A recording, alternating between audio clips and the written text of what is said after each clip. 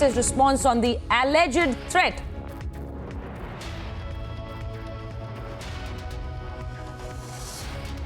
देश के कुछ पार्टियों और नेताओं का, चाहे वो राजनीतिक नेता हों चाहे धार्मिक नेता हों, उनका फैशन हो गया है कि आरएसएस को बदनाम करना, गाली देना और उस पर उंगली उठाना।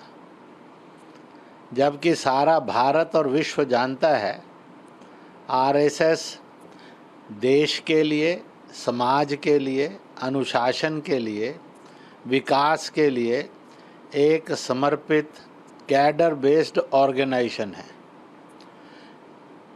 कभी कभी तो यहाँ तक होता है स्वयं कम्युनिस्ट पार्टी के लोग, कांग्रेस के लोग, अन्य दलों के लोग भी ये कहते हैं कि हमारे कार्यकर्ता का ट्रेनिंग आरएसएस गाइडलाइंस पर होगा तो यह उनकी पार्टी के लिए एक बहुत बड़ी उपलब्धि होगी।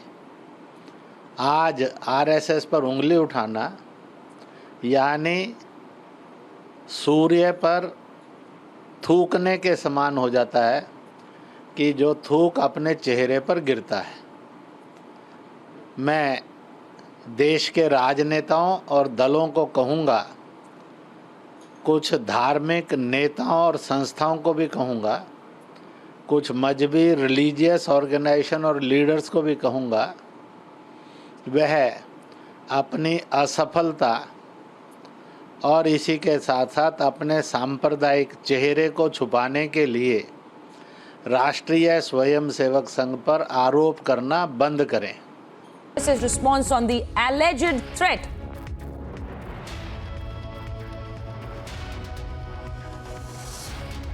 देश के कुछ पार्टियों और नेताओं का, चाहे वो राजनीतिक नेता हों चाहे धार्मिक नेता हों, उनका फैशन हो गया है कि आरएसएस को बदनाम करना, गाली देना और उस पर उंगली उठाना।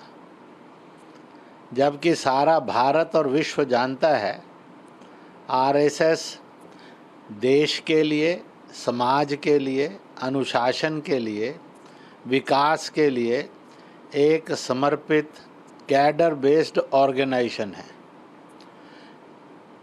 कभी कभी तो यहाँ तक होता है स्वयं कम्युनिस्ट पार्टी के लोग, कांग्रेस के लोग, अन्य दलों के लोग भी ये कहते हैं कि हमारे कार्यकर्ता का ट्रेनिंग आरएसएस गाइडलाइंस पर होगा तो यह उनकी पार्टी के लिए एक बहुत बड़ी उपलब्धि होगी।